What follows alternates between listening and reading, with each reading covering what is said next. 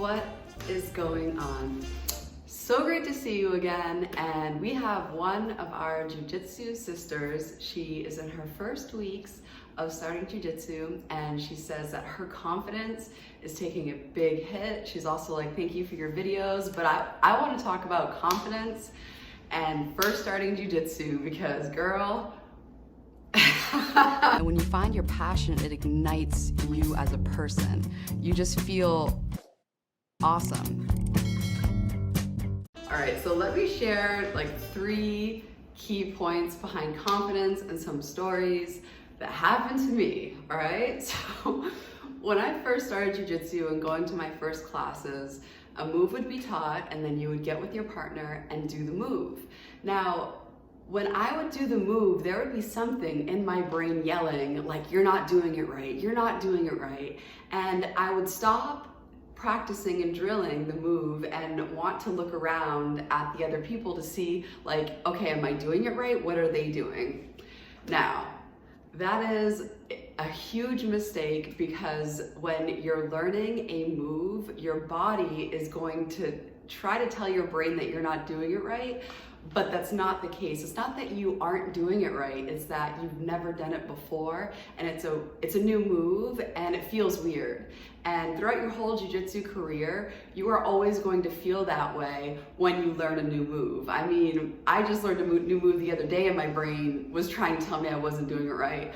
But just replace the phrase, I'm not doing it right, with, this is my first time doing it and I need to do it more. I need to do it more. I need to get more reps in. And that voice will like get quieter and quieter. You'll understand where it's coming from and you'll know how to rephrase it, because the worst thing that you can do is stop doing reps, because the more reps you get in, the more you'll know how to do the move. And when you first learn a move, like, you're not, like Rembrandt didn't paint his first painting and it was like awesome. You know what I mean? Like, if I were to start painting, like, I would be drawing stick figures. It would take a while for me to get up there. And yes, like, I'm painting, but is it like a black belt level of painting or like a white belt level of painting? And it's okay.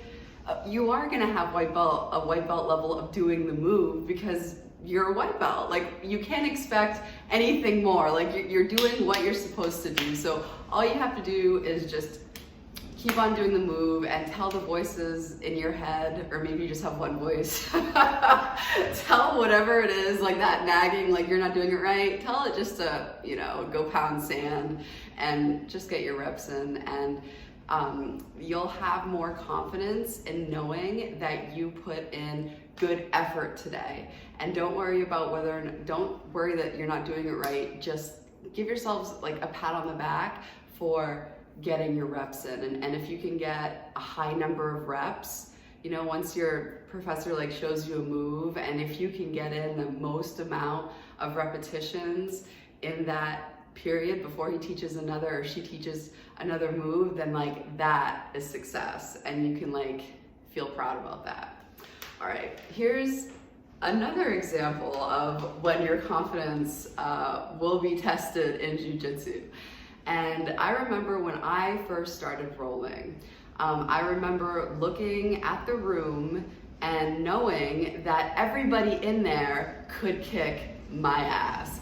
And being on the bottom of the totem pole does not feel good. Like, your confidence, like, right?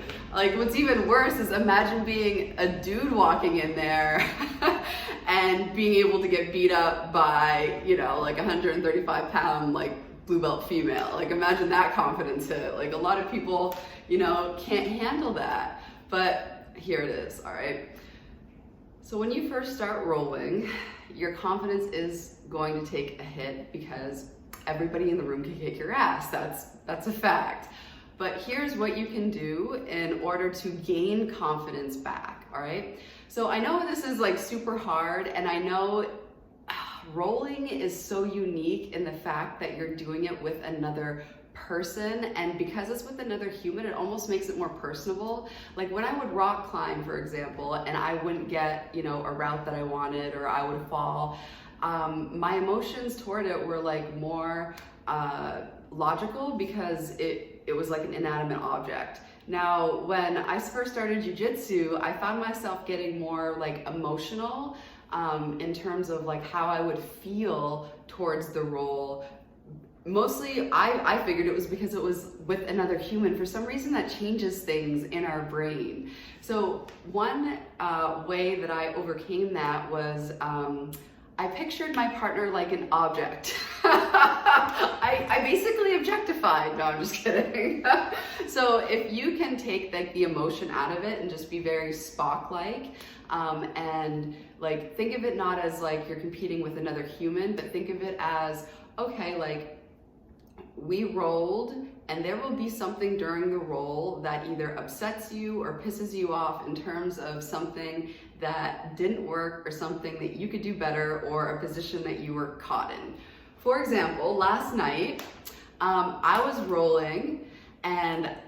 rolling with Gary, and Gary had me in a like front turtle position where he was like on top of me in like a headlock position. And from there, he kept on like pulling my arms so that my arms were like that. And then that created a space between my elbow and my knee so that he could then, you know, like get his knee in, take my back, do like a darce, do all these bad things were happening. And I was trying to peek out, and like it wasn't working, and it kind of pissed me off. You know what I'm saying? Like, I'm like, what's going on here? How come I can't do it? And it turned out like I just needed to, instead of trying to outstrength him and pull my elbows back, I just needed to actually bring my knees forward to eliminate that space. So what I did is right after, I went to my coach and I was like, hey, like this happened, you know, what was I doing wrong? Like what are some tips? Like I tried A, B, and C, and that didn't work. And then, you know, we diagnosed the issue, and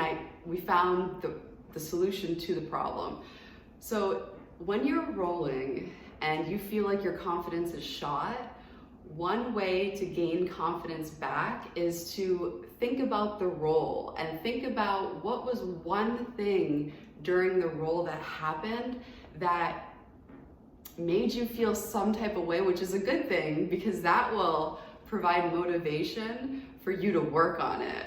You know what I'm saying? Like, and as a beginner, for me, when I first started, the key things were, okay, I'm always getting stuck in mount. How can I get out of mount? And that was like really highlighted when I watched my first like in-person fight, and like this girl got mounted and just punched in the face, and then it was the end of the fight. Like she didn't get to show anything, and I was like, oh my god, if I'm ever in the cage, like that would be horrifying. Or like in a self-defense situation. So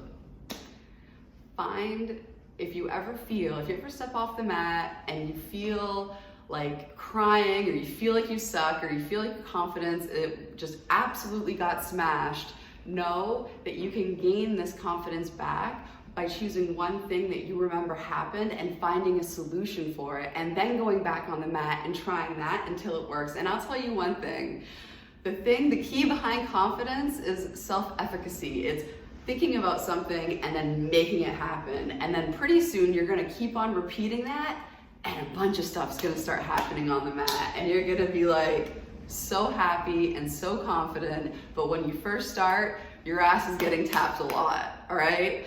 And it's important not to associate these taps with the loss, but to catalog, like scientifically, you know what I mean? Objectively, like what happened, why did it happen, what did I do, and what can I do differently next time to make sure that shit doesn't happen. You know what I'm saying? Because you're not always gonna get punked on the mat. You're gonna come back, you're gonna start tapping less and less and less, and you know what I'm saying?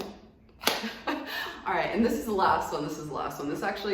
This happens to me all the time, to be quite honest.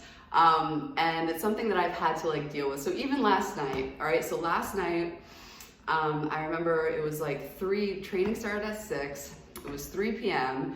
and I was like, I'm not really hungry, you know, I probably should eat, but like I got busy, and then all of a sudden I'm like, I went to class, and usually during class we just do classes, usually a light day. But last night, he's like, all right, choose a partner, and we basically rolled hard for an hour straight. just switching like every, I think that was like 4-minute rounds. And on the drive home, there was this feeling of I could have done better. I was basically beating myself up on the drive home, and I did not feel confident nor happy.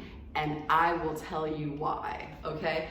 Every time I go to jiu-jitsu and it's a hard training and I don't get enough carbs before I train, and if I don't drink enough carbs throughout my training, like, and by carbs I mean this, I used to do liquid IV, but that got too expensive. I'll link this below.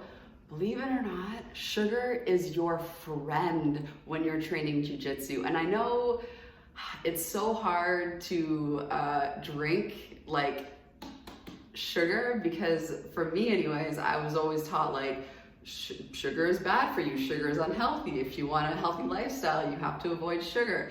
But having fast carbs, like, you need consistent, constant fast carbs when you're training a sport like jiu-jitsu. Or else what happens to me and what may happen to you, you're going to be driving home and you are gonna wanna be crying.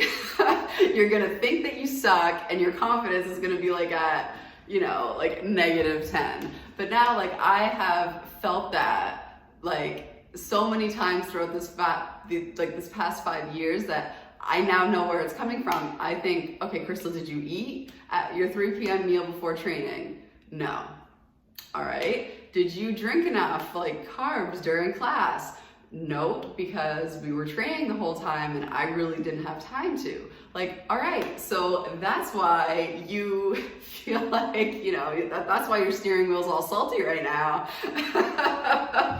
Because you didn't get enough carbs. So if you ever feel like after training or even during training, like your confidence is just going down the crapper, drink some fast carbs. And like I suggest drinking more than eating, because if I eat too soon, like if I train at 6 and I eat a big meal like at 5, that's too soon, I'll feel like puking. So at 3, 4 is my sweet spot. It might be different for you, but having liquid carbs is great because it's a fast carb and it's something that you can digest quickly and isn't going to make you feel like you want to puke during the roll.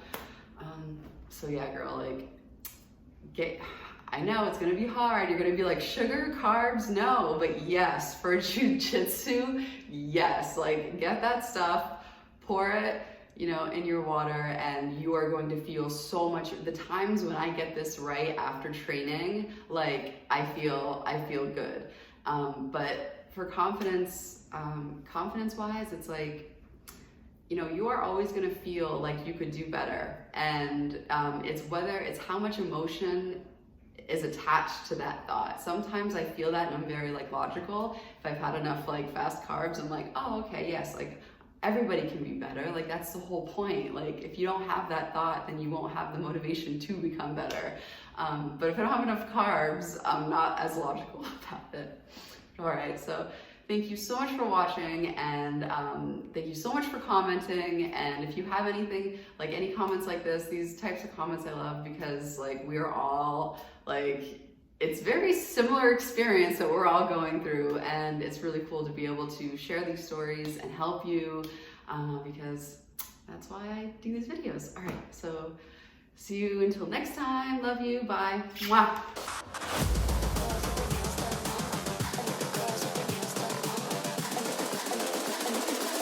I think the girls with their nails done now.